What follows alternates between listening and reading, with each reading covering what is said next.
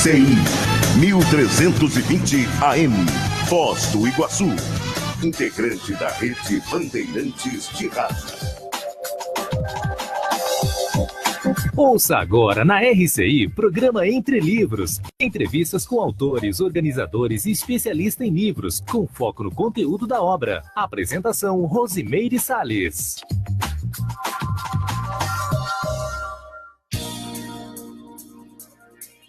Olá, você que acompanha na RCI, o Entre Livros. Estamos começando mais um programa, mais um livro, mais um autor para a gente debater, para a gente ter mais conhecimento, mais informação. E hoje o assunto vai ser educação. A gente está, então, aqui com o autor Fausto Camargo, e o título do livro é A Sala de Aula Inovadora, Estratégias Pedagógicas para Fomentar o Aprendizado Ativo. Ele faz parte da série Desafios da Educação e foi publicado pela editora Penso, que é do grupo Artimed, com a Uniamérica. Vou fazer, então, uma apresentação do currículo. São dois autores, é o Fausto e a Tuine Daros. E, gente, pelo currículo deles, a gente vai ter uma noção do que é esse livro, hein? Vejam bem, o Fausto, ele é administrador, ele é mestre em ciências sociais, é especialista em gerenciamento de micro e pequenas empresas, tem MBA em gestação da aprendizagem, tem mais de 10 anos de experiência na educação superior, é professor e é coordenador do curso de administração da Uniamérica.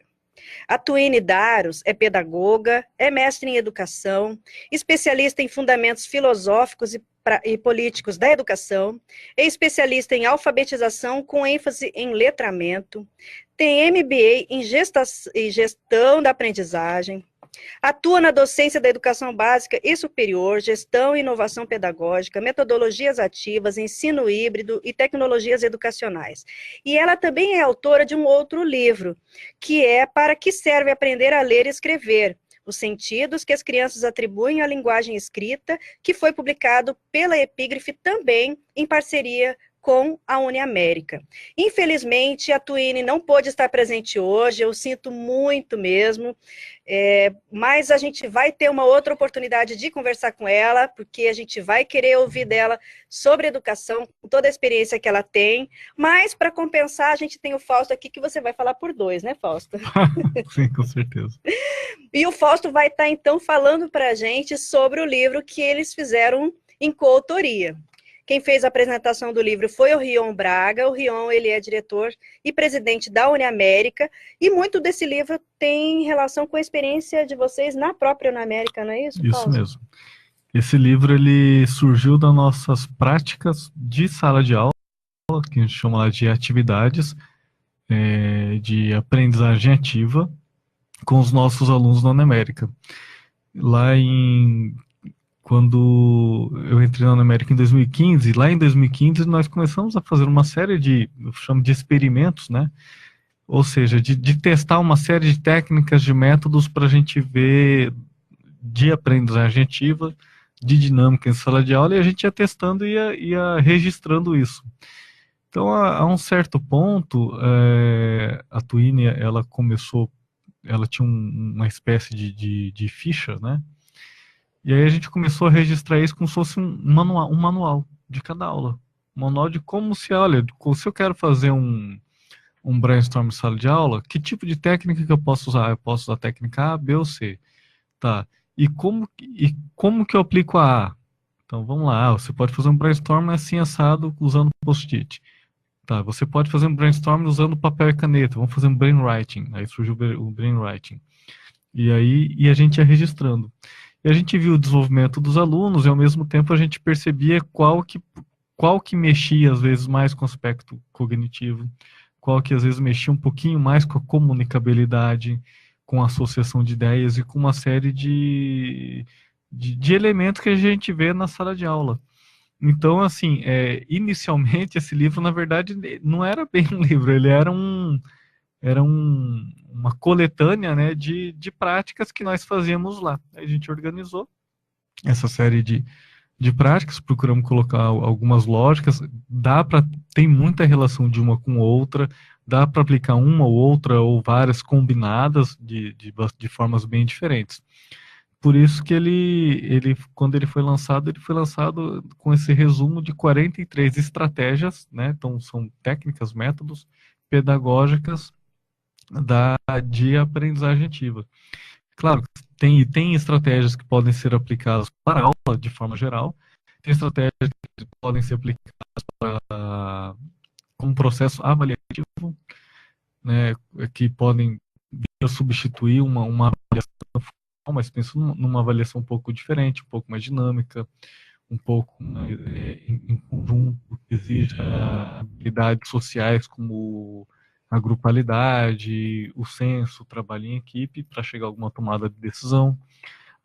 Tem estratégias que são bem voltadas à resolução de problemas, porque lá a gente trabalha muito com solução de problemas, principalmente problemas reais, que nós levamos para dentro da sala de aula.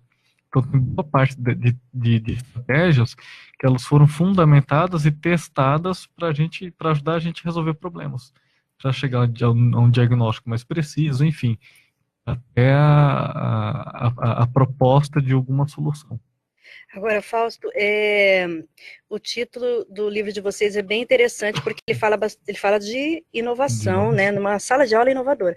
E eu me lembro quando a gente lá da Epígrafe tinha a livraria lá na Uniamérica, estava iniciando esse processo todo, e eles estavam reestruturando. As salas de aula, elas não eram igual uma sala convencional.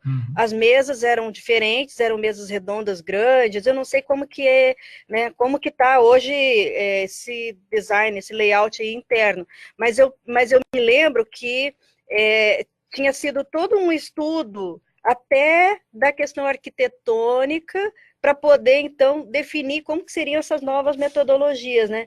Por isso você está chamando de inovadora, porque a convencional, uma sala de aula convencional é a carteirinha uma atrás da outra, no máximo uma rodinha, né?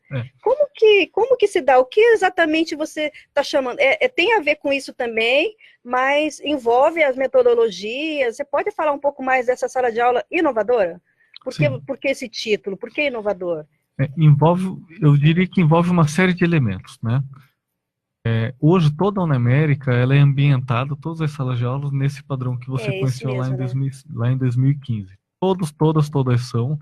Nós temos carteiras que eu falo com braço, como tendo uma sala de aula convencional.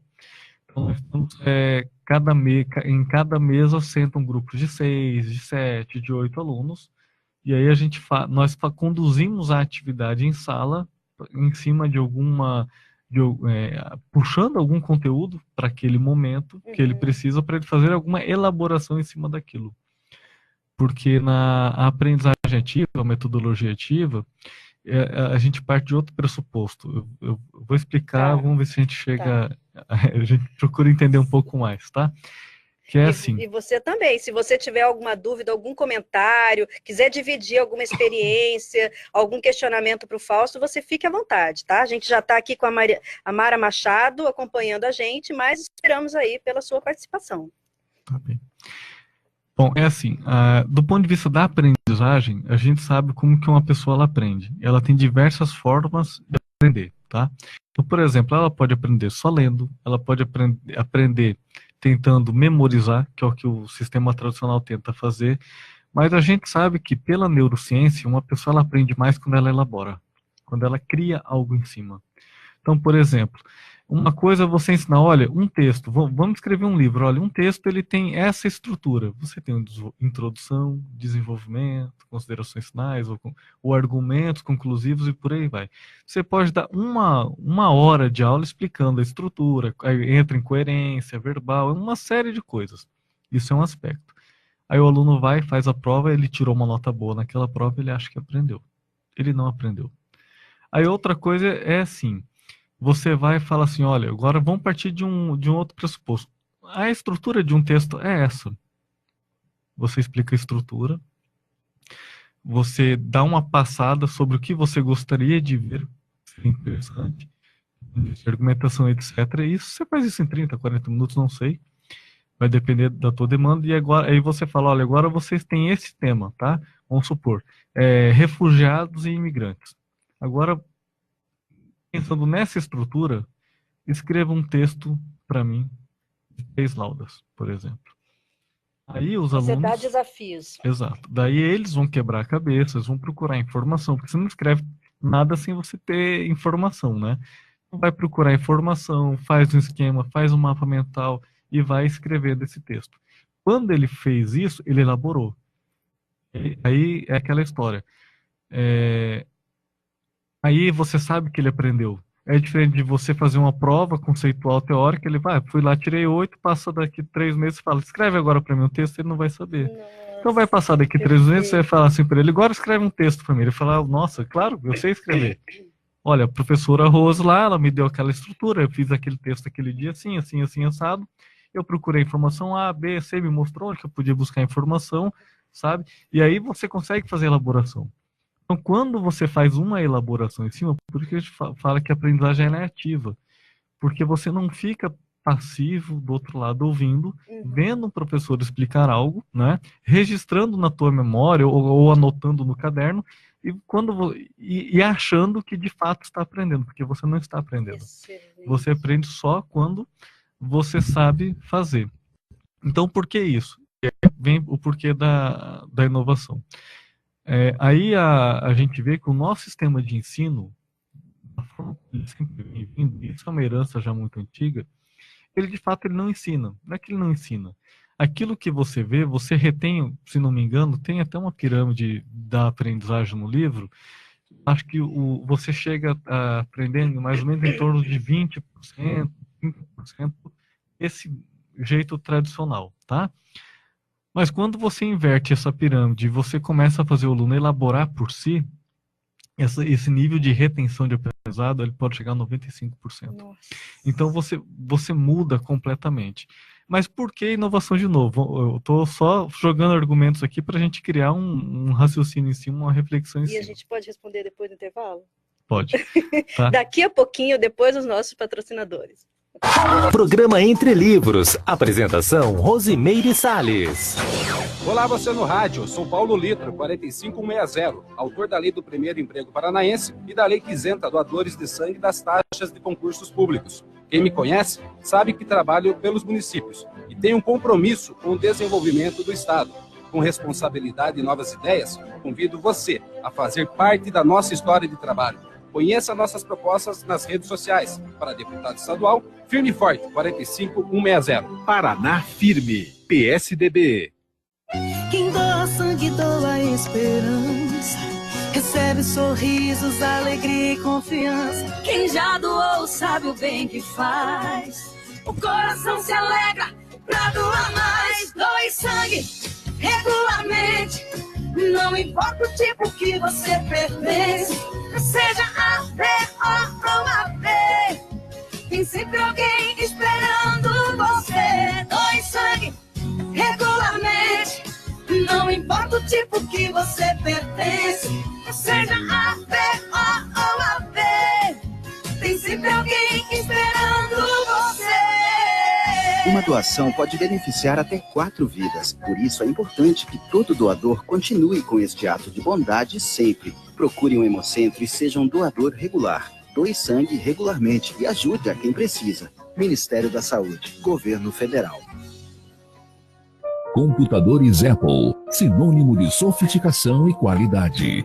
Em Foz, você conta com uma assistência técnica especializada da Hardset para seu iMac, MacBook e Mac Pro.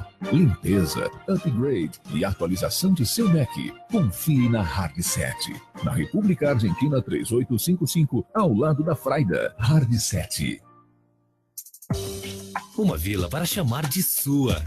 O Vila Florata é um bairro único, localizado na Avenida Felipe Vancher, a 200 metros do Consalter, próximo ao Maimabu Interlúdio, uma das regiões que mais cresce na cidade.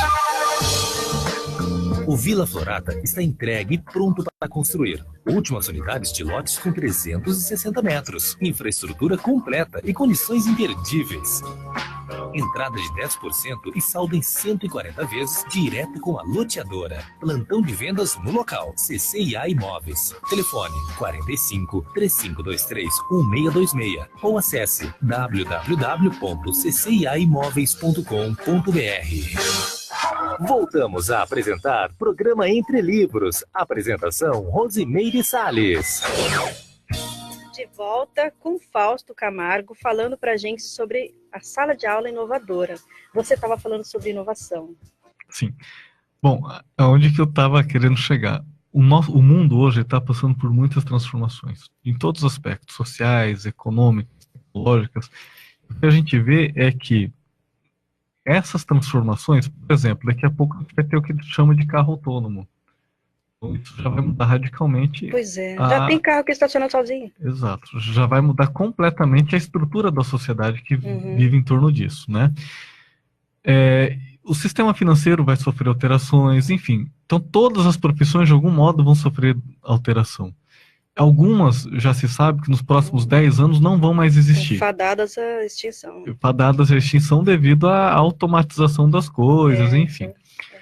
Então, o que a gente precisa? Do ponto de vista da educação, hoje, o mais importante talvez não seja ensinar o sujeito um determinado conteúdo. Por isso que aí a gente puxa a abordagem pela competência, que é o saber fazer. Que a metodologia ativa traz muito isso. Por quê? Ele sabendo fazer, ele adquirindo pensamento crítico, raciocínio lógico, aprendendo a ter uma visão maior do todo, argumentação, comunicabilidade, uma série de habilidades, de competências, aí a gente sabe que ele vai conseguir se encaixar nesse mundo resolvendo problemas independente da tua natureza. Sabe, Fausto, eu fiquei chocada, assim, na apresentação que o Rion fez no livro, ele colocou que os formandos, quando saem da faculdade, eles aplicam, de fato, só 10% do que é passado hoje, na sim, faculdade. Ou certeza. seja, você passa 5 anos numa faculdade e o que você tem ali de prática é mínimo, né? É mínimo. Agora, assim, por outro lado, vendo a questão histórica, tá? Eu fiquei me lembrando aqui do minha mãe, por exemplo. Quando eu estava no ginásio, eu via assuntos no ginásio de coisas que ela tinha estudado no primário. Então, tinha coisa que minha mãe já sabia, que o primário dela foi muito mais avançado que o meu. Isso, gente, eu tô com 50 anos. Agora, você imagina, se na minha infância já tinha uma decadência da educação, ao longo do tempo, qual é a tendência, né? Se nada foi feito para reverter isso, a tendência é cada vez a gente aprender menos, ter menos conteúdo, os acadêmicos saem da faculdade sem saber nada, né, daquela área, o resultado está aqui, 10% é o que ele vai aplicar, porque, né? Porque é o que ele vai lembrar. Então, se não for feito nada de diferente, realmente, gente, vai chegar uma hora que a gente vai ter faculdade para quê, né? O sistema, eu costumo brincar, falo que o sistema político já entrou em colapso e a educação está entrando também em colapso. Mas esse nosso esforço com o livro, justamente foi um esforço de registrar, né? E tal. Mas para, de algum modo, tentar ajudar. Ajudar no seguinte sentido. Hoje, pra gente isso já não é um bicho-papão, né? Na verdade, já se tornou algo natural. Mas em vários locais no país, penso eu, que isso ainda vai ajudar muita gente, sabe? E, de fato, se a gente quer mudar o país ou quer mudar a sociedade, tem que começar pela educação. Não faz sentido trabalhar. E é isso que o Rion disse. Se a gente continuar com esse modelo de ensino que a gente tem hoje, predominante, em que o aluno ele só vai absorver, só vai aprender 10% daquilo, não adianta, não resolve.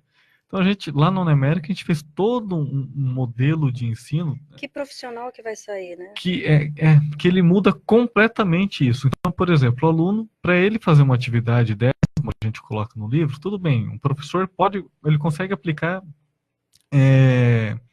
em qualquer contexto, tá? Mas lá, para a gente aplicar a atividade, o aluno tem que ter estudado antes em casa. Ah, que bacana. Você entendeu? Porque isso propicia que a gente consiga fazer a atividade, aprofundar um pouco mais. Então era aquela história do texto. Olha, ao invés de você ficar 1 hora explicando como se elabora um texto, ele vai ter estudado em casa como se elabora. Então o que você vai fazer? Você vai dar uma passada, sabe? Uma passada rápida para falar, olha, então vamos lá, vamos fazer? É assim que faz. Então aí você, não é só o ganhar tempo, mas é porque o espaço da sala de aula é um espaço muito rico, que você não pode ficar perdendo tempo com algo que eu falo que é uma commodity. Commodity em que sentido? É o conhecimento do jeito que ele é hoje, o conteúdo, vamos pensar assim, conteúdo do jeito que é hoje, está virando uma commodity.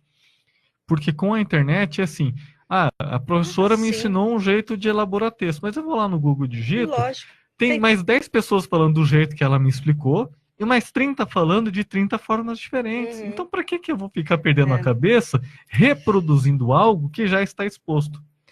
Por isso que em determinado ponto do livro, tem lá a insatisfação do aluno com a instituição, a insatisfação do professor com a instituição. Por quê? Aí gera um tédio, gera uma monotonia. Aí o professor está explicando e ele está lá no Google, né? Nossa, mas esse cara tá por fora, porque existe o jeito B, C, D e E. Sabe? Ai, Fausto, então, sabe que... e o aluno fica lá inquieto, ele fala, tá, e como que faz então isso? E ele sai da sala sabendo sem ter feito aquilo. O Fausto, eu já dei aula na Uniamérica e já dei aula na UDC também.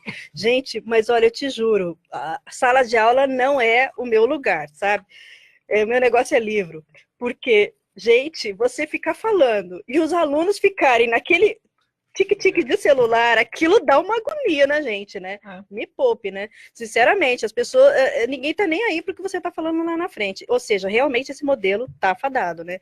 É assim, eu tô falando no aspecto, parece que tô puxando muito pro negativo, mas eu fiz especialização em docência do ensino superior.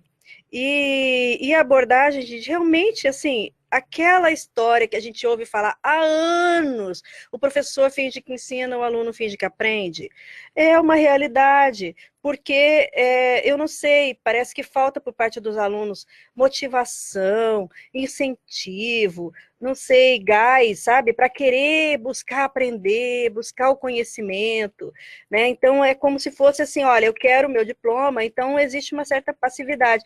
E eu acho que o mérito do seu livro é justamente mostrar que existem maneiras diferentes de você despertar a atenção do aluno, fazer com que ele seja criativo, que ele produza, que ele realmente tenha um aprendizado significativo, né?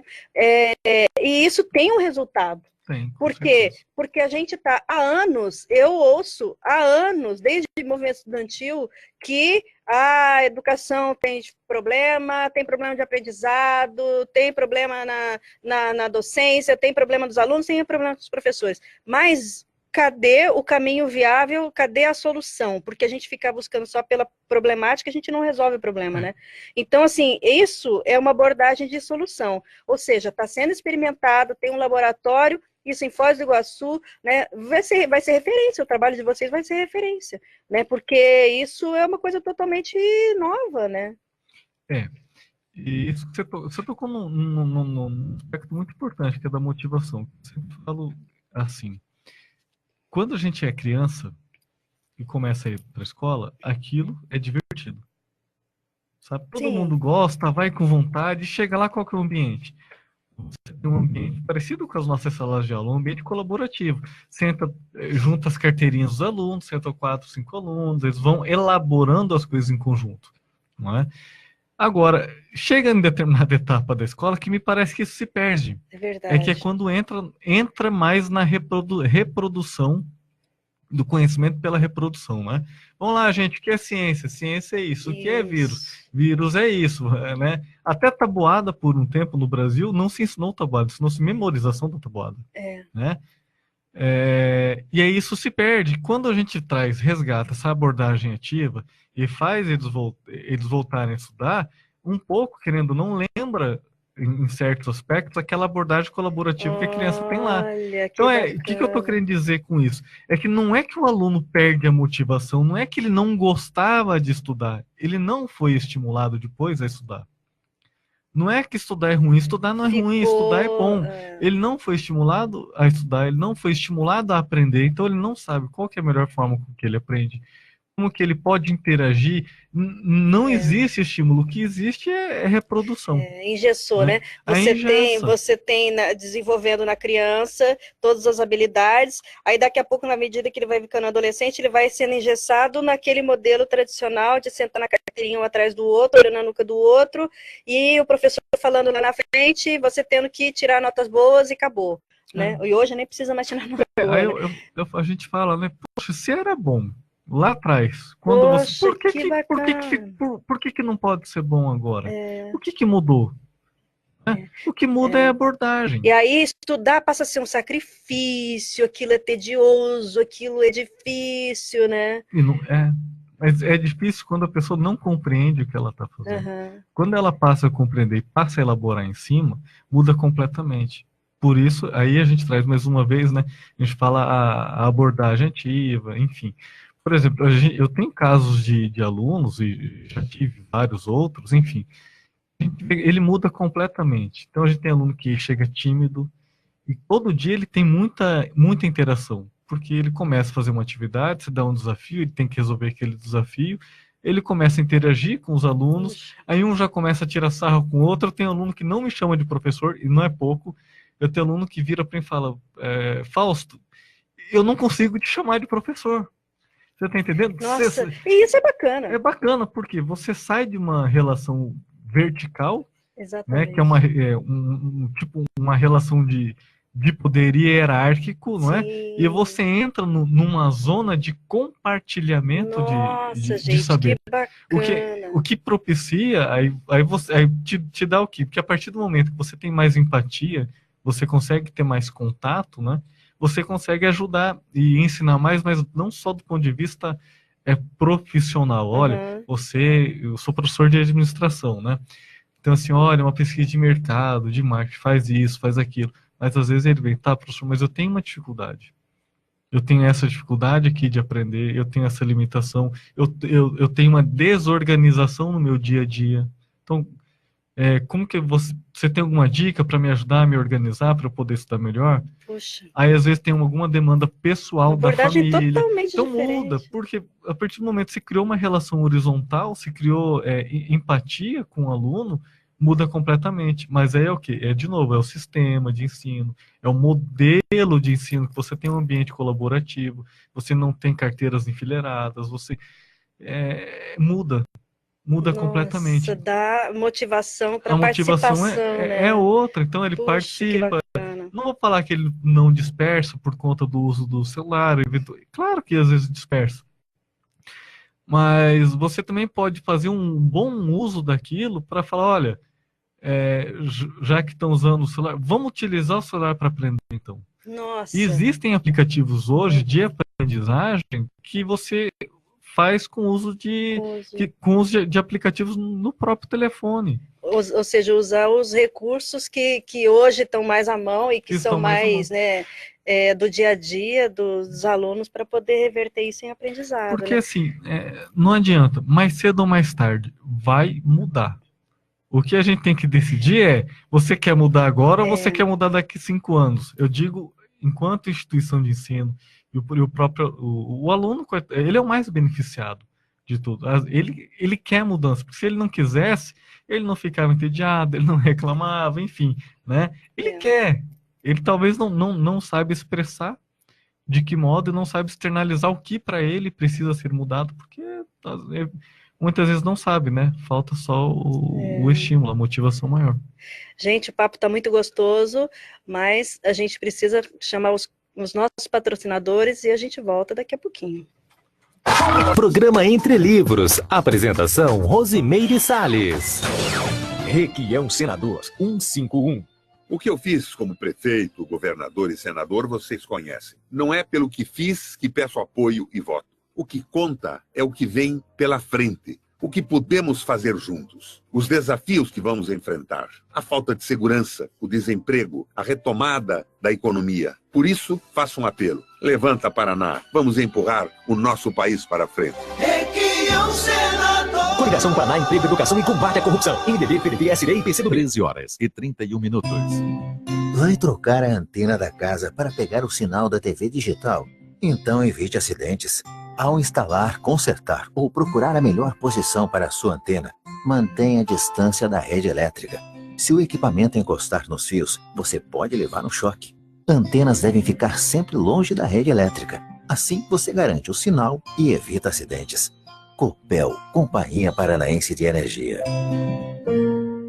Acompanhe os programas locais da RCI no rádio e na internet. No radinho de casa ou do carro, selecione a AM e marque a frequência de 1320. Na internet, digite www.semprerci.com.br. Para ouvir, assistir ao vivo ou conferir os programas gravados. Facebook, Rádio RCI Iguaçu, ao vivo com imagens. YouTube, canal Rádio RCI com os vídeos de todos os programas locais. No celular ou no tablet, aplicativo Sempre RCI de graça para download. E participe via WhatsApp 45 991450911. RCI, Rede Comunicadora Iguaçu, sempre ao seu lado. Atenção, o Subway apresenta um novo sabor do Baratíssimo. Experimente o delicioso Baratíssimo de frango empanado por apenas R$7. Mas esse preço vale só até amanhã, e depois de amanhã, e depois também. Na verdade, o Baratíssimo de frango empanado você pode comer todos os dias da semana por só R$7. Corra e experimente essa irresistível novidade no Subway. Válido até 4/9/2018 em restaurantes participantes de Distrito Federal, Paraná e Santa Catarina. Preços variam por região. Consulte subway.com.br para restrições. Voltamos a apresentar Programa Entre Livros. Apresentação Rosimeire Salles.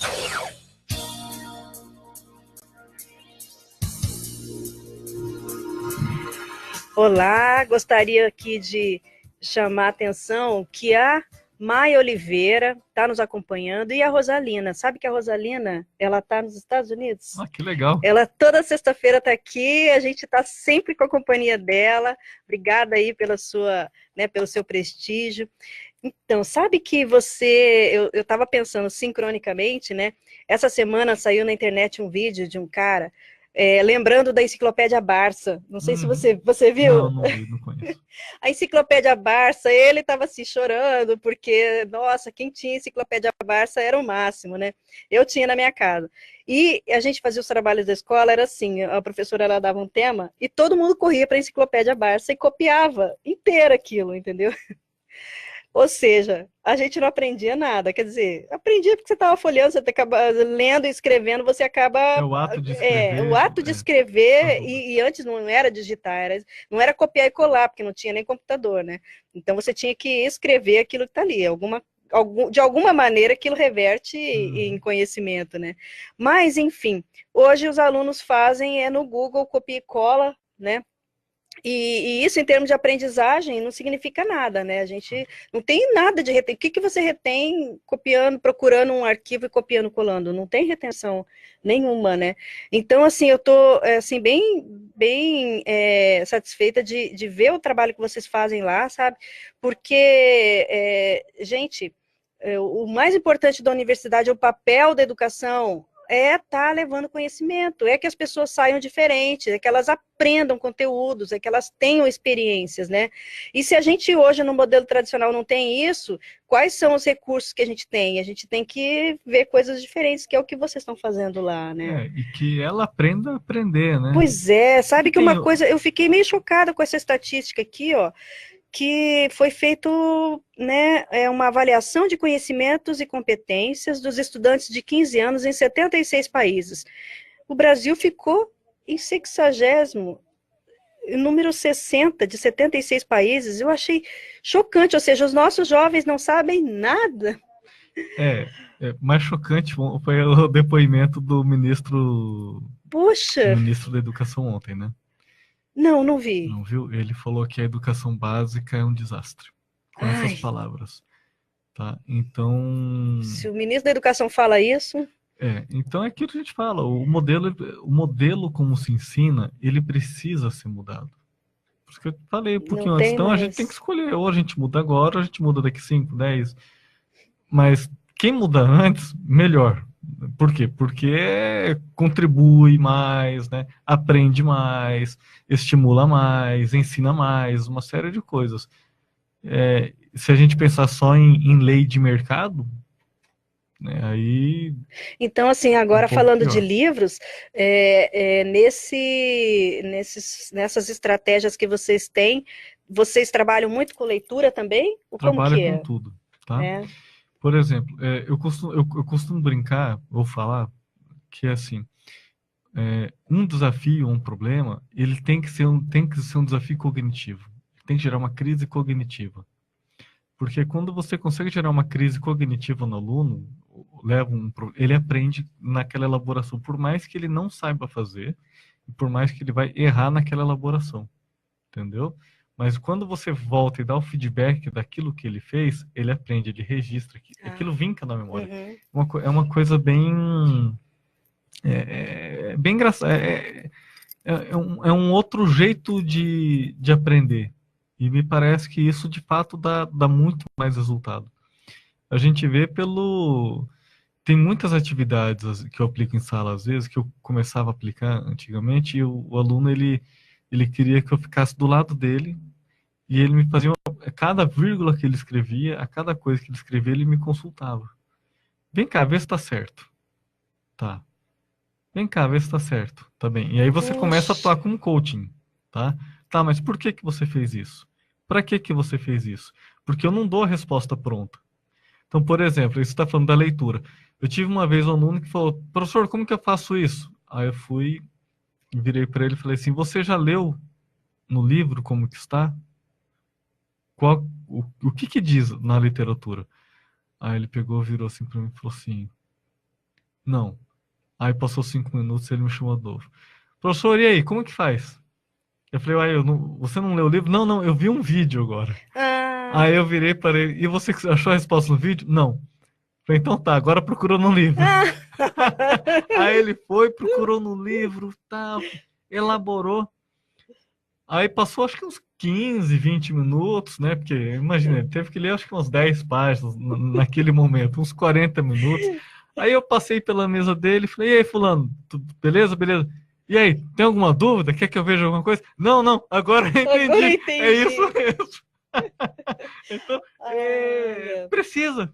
Pois é, mas você sabe que na educação tradicional ela foi mudando, mas muito lentamente, porque antes aquele esquema de quadro e giz, né, passou para multimídia, então que é a mesma coisa, só mudou o meio como já você transmite. Já tem o slide. Hoje você tem os vídeos, quer dizer, são maneiras de apresentar o conteúdo de uma maneira diferenciada, mas mesmo assim ele é expositivo, digamos, né?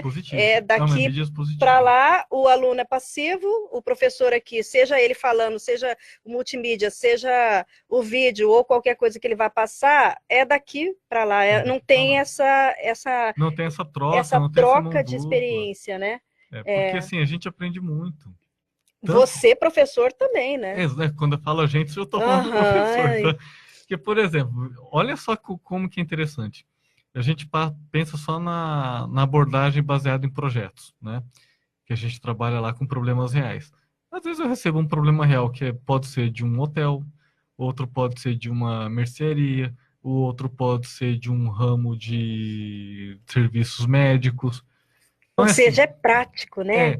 Então, e eu não tenho também, eu não sou o detentor do conhecimento, eu tenho todo o conhecimento do mundo para ajudar ele naquilo. Mas a gente tem aqui as ferramentas. Olha, é aquela história. Olha, então tá, vamos procurar dissecar esse problema, vamos decompor esse problema aqui. Quebra ele em várias partes. Aí ele vai, quebra. Agora vai lá, entrevista, faz um roteiro para mim, quebra ele em várias partes. Faz um roteiro para mim, como que você iria abordar aqueles empregados que estão nessa clínica médica, por exemplo, que estão passando por esse problema. Aí ele faz esse roteiro, aí vai lá, faz entrevista. Fala, quais foram os achados? Foram isso. O que a literatura diz desses achados? A literatura diz que pode ser A, pode ser B, pode ser C, pode ser T. Aí ele procurou na literatura. Aí ele volta. Então a solução pode ser A, pode ser B, pode ser C. Aí ele já começa a elaborar um pouco mais.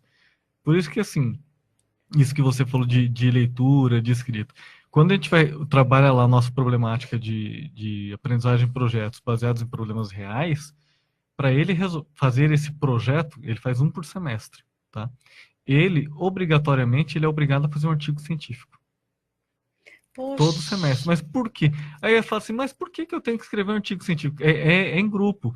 É porque é um meio para ele se apropriar daquele conhecimento específico que vai resolver mesmo, aquele, né? Senão ele não consegue dar a solução. Não é para nota, não é para você, Não, é para ele aprender. Porque ele não pode também ficar no empirismo, no chute, na tentativa Sim. e erro, se já existe um compêndio, né, um montante de conteúdo que está por aí, que já foi testado, já aquele problema já foi visto na empresa A, X, Y, Z. Não, e para desenvolver a cognição, a leitura e a escrita, gente, são básicos, não tem como. Na hora que você escreve, você está assimilando aquele conhecimento, né? Então, a hora que você passa isso para o aluno, se ele vai fazer de uma maneira...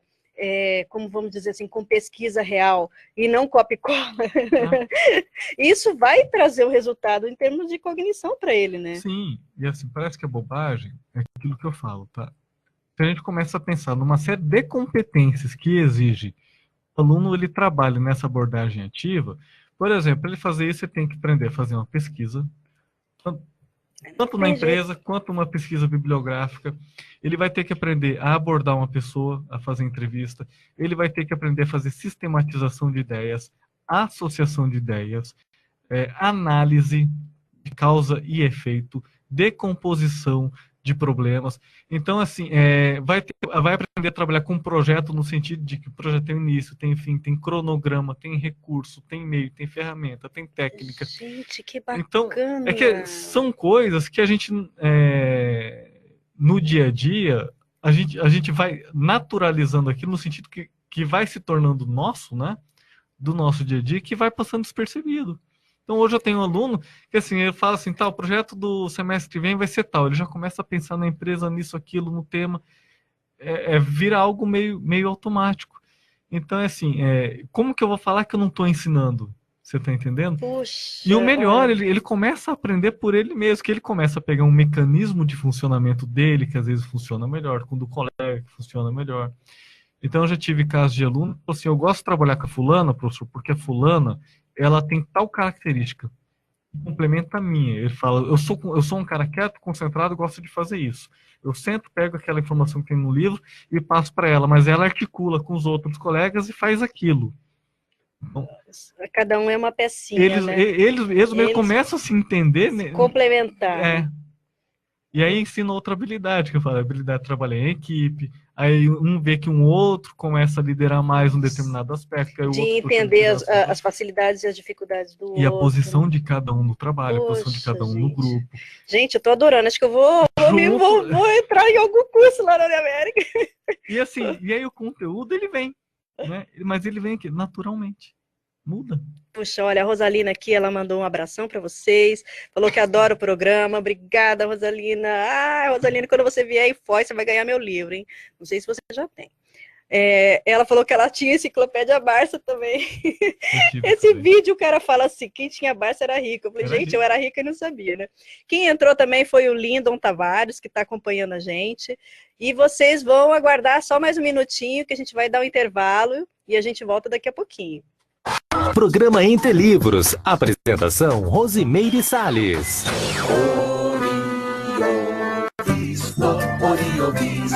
Orio Visto, senador do Paraná. Orio Visto, 91 eu vou votar. Orio Visto, senador do Paraná. Orio Visto, 91 eu vou votar. Coligação Paraná Inovador, PSD, PSC, PR, POD, PRB, PHS, PV, Avante, PPS. Uma vila para chamar de sua.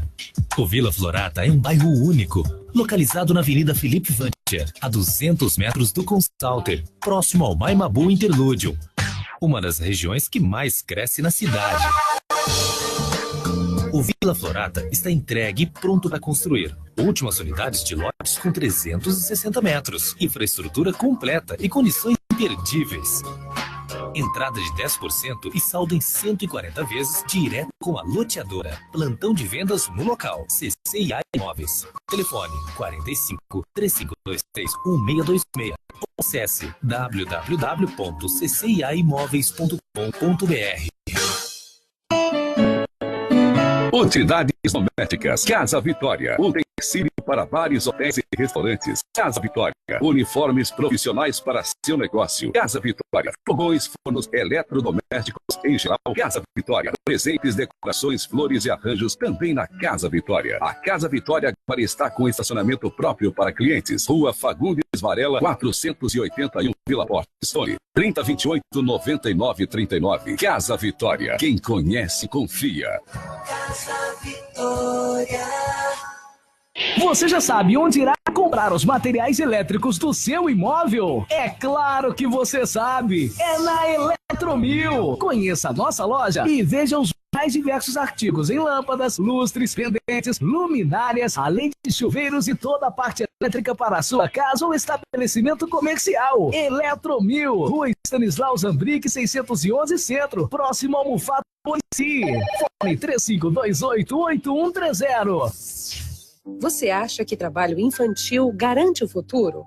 O futuro das crianças que trabalham é o do subemprego, da baixa remuneração e da insegurança. 1 em cada 4 crianças que trabalham larga a escola antes de completar o ensino fundamental. Quando crescem, são essas crianças que têm os menores salários e as piores condições de vida. Trabalho infantil não garante futuro. O que garante futuro é a educação. Programa de Combate ao Trabalho Infantil da Justiça do Trabalho, TST. Voltamos a apresentar Programa Entre Livros. Apresentação Rosimeire Salles. Gente, nós estamos falando sobre inovação em sala de aula. E Fausto, eu queria saber o seguinte, na fase inicial, isso eu assim acompanhei de longe, eu lembro que teve muita resistência dos alunos com essa nova metodologia, né, que a Uniamérica estava implantando. Como é que é hoje? Hoje isso já está estabilizado, já está assentado, os alunos eles têm assim, registro realmente de aumento dessa motivação, da participação, como que é? Tem. Hoje mudou completamente o cenário, né? Por que mudou? Porque, primeiro que eu acho que a metodologia ela dá um resultado substancial na vida do aluno, e ele já percebe isso, e percebe isso de um modo muito palpável, para ele, muito tangível. E a gente já sabe também, porque a gente sempre faz pesquisa com os alunos, né? Então, esse semestre a gente fez um grupo focal com os alunos, uma pesquisa, eu digo a gente, mas a instituição, tá? Eu não participei. E aí viu que já conseguiu medir e aferir que assim, motivação do pessoal super engajado, pessoal super feliz, super alegre. Que bacana. Né? Então, isso já muda também, já dá outro panorama para a gente que é completamente diferente. Então, a gente não tem...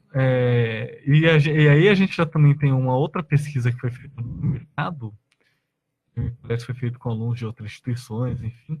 A imagem que se criou em cima disso é que o aluno lá, ele aprende muito, ele aprende bastante. Então, assim, que às vezes a gente tem uma percepção que é aquilo que o professor foi lá e escreveu no quadro de ponta a ponta, eu anotei no caderno, então eu aprendi. Isso não é aprendizagem. Isso é registro de conteúdo, né? Porque se você tivesse aprendido, você não precisava chegar na véspera da prova e estudar de novo. Sim, claro, já está assimilado. Já está assimilado. Mas ainda assim eu tenho que estudar, tá? Mas se você sabe, você vai relembrar alguma coisa, porque a nossa memória também ela não tem uma capacidade de eu vou puxar a vírgula, o que eu quero a qualquer instante que eu vou lembrar. Mas a partir do momento que eu relembrar aquilo lá, já vem na minha memória com uma vivacidade muito grande, né? Então, muda completamente. Então, essa percepção de aprendizagem, eu acho que isso é fundamental. Às vezes eu tenho um aluno que fala assim, passa um dia, ele faz aquela atividade, ele fica com uma pulga atrás da orelha, passa 2, na hora chega um terceiro e fala, agora eu entendi. Aí quando vira o semestre, nossa, eu tive aluno no final do semestre agora que saiu tão feliz, que ele falava assim, nossa, eu aprendi muito, esse negócio aqui é muito bom. E aí ele pegava o banner do projeto dele e falava assim, aluno de primeiro semestre, assim, não, eu vou disputando com o que fez, eu brincando. Eu vou levar isso aqui para minha casa, eu vou colocar na parede do meu quarto, porque isso aqui foi muito bom. Sabe? É quando eu falo, é quando a ficha caiu, né? Quando a mensagem do WhatsApp chegou, né? Ele leu e falou, ufa, então é isso, né? Leva um tempo, mas é que é uma percepção diferente. Mas você sabe que realmente, assim, você colocando dessa maneira, sabe, dá vontade de estudar, dá vontade de estar lá, dá vontade de dividir essa experiência, né? Porque uma coisa que eu acho que vale a pena até para vocês é divulgar mais isso, né? Porque assim, ok, esse livro já é um canal. Vocês estão mostrando aí para o Brasil, né? Porque saiu pela Editora Penso, gente, vai estar aí nas livrarias do Brasil inteiro. Então, de alguma maneira, né, a experiência vai estar sendo dividida. Mas ela é teórica, né? Que está no papel. Então, eu penso assim que vocês poderiam pensar em alguma maneira de divulgar mais disso, difundir essa metodologia, porque isso vai atrair muitas pessoas, né? Porque é motivador, dá vontade de estudar, dá vontade de estar lá, né? Sim, com certeza. Assim, porque a gente pensa em faculdade, já pensa aquela coisa assim, nossa, eu vou ficar lá sentado, tem que fazer trabalho, tem que fazer depois dissertação no final do curso. A gente vem divulgando, né? Vou trazer um dado para você que saiu ontem. Na verdade, saiu segunda-feira, ontem foi quinta, né? Que eu recebi mais concretamente ontem. Nós, no curso de administração, a gente tem uma grande instituição no Brasil, ANGRAD, Associação Nacional dos cursos de graduação em administração. Ela tem a força que tem o conselho para a gente, tá? Só que ela tem essa força no meio acadêmico do curso. E em maio, mais ou menos, tem um prêmio, tá? Esse ano começou o prêmio em inovação e aprendizagem. Então, eles premiaram os 20 cursos de administração mais inovadores do país. Ontem eu recebi a notícia que o da América foi premiado como os 20 mais inovadores do país. Que máximo! A gente deve receber... Hoje de manhã mesmo eu estava entrando em contato com o pessoal da associação, da ANGRAD, né? E eles estavam me pedindo o endereço para eles mandarem o certificado e mandarem que bacana, o troféu. Parabéns pelo trabalho de vocês. Então, assim, é um trabalho muito legal. Isso é bom porque vai... o resultado tá aí. E ao mesmo tempo, eles deram direito, que é assim, o direito de usar o selinho, né? Olha, nós somos inovadores em inovação e aprendizagem.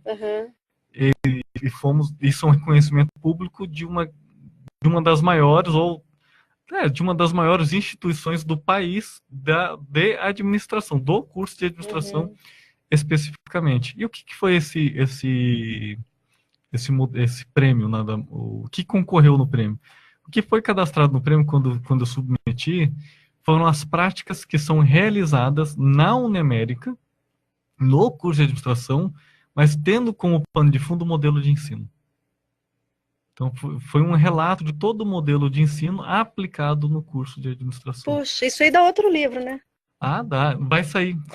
Inclusive, quando eles mandaram a premiação, eles já mandaram falando que vai sair, eles vão compilar todas essas 20 experiências inovadoras que eles chamaram em um livro e vai ser publicado, acredito que esse ano, ou deve ser publicado no ano que vem. Né, nos próximos 12 meses vai ser a publicação desse livro. Nossa, então que bacana. bacana. É o trabalho, né? Do trabalho que cada vez mais vai ganhar reconhecimento público. Olha, gente, muito bacana. Estou adorando falar sobre isso, mas infelizmente o nosso tempo já está se esgotando. Fausto, eu queria ver se você tem assim alguma mensagem final, sabe? Alguma contribuição para você deixar aí para os nossos ouvintes, para os nossos nossos amigos que nos acompanham pelo Face, pela Rádio SI, pelo Instagram, pelo YouTube, pelo site. Nós estamos em vários lugares. Tá, bom, só tenho a agradecer primeiro o convite, né, por teu convite para a gente estar aqui falando um pouco do livro. E assim, eu sou um apaixonado pela educação, né, aquilo que eu falo. Eu sou professor há mais de 10 anos, né, esse ano está completando 13 anos de docência no ensino superior. Já dei aula no ensino falo, acho que ensino médio, né? Em escola técnica, para rapaziada de 15, 14, 15, 16 isso eu anos. nem chego perto. Achei um barato na época, mas é porque assim, a gente que gosta da educação tem que amar. Vai se envolvendo, né, com outros aspectos. E o livro foi, na verdade, uma tentativa, né, uma maneira de tentar fazer um certo manual pessoal, né, de uso pessoal, mas que acabou sendo publicado para tentar contribuir com a aula, com a experiência de aula, de docência de cada um. Agora, gente, um detalhe importante que eu acabei esquecendo de falar, esse livro é um lançamento. Ele foi publicado recentemente. Vocês, como que vai ser o lançamento dele? Tem previsão? Lançamento. Ele foi lançado. Já foi lançado? Foi lançado em julho. Julho, né? Junho ou julho, acho que foi em junho, tá? Tá. Foi feito um lançamento em junho. Ah, tá. Que ótimo. Então, gente, olha, cadê aqui? Sala de aula inovadora.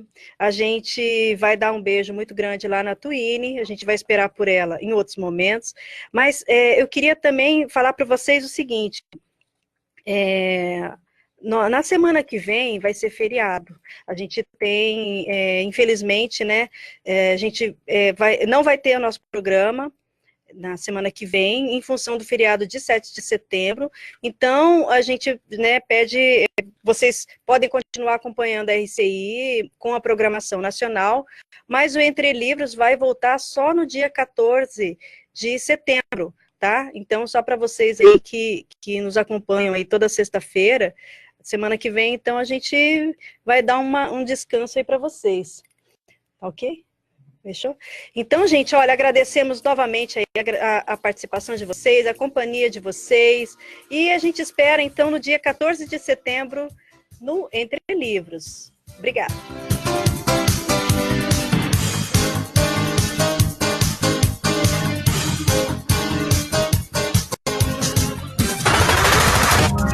Você acabou de ouvir Programa Entre Livros, com Rosimeire Salles. De volta na próxima sexta, à 13h,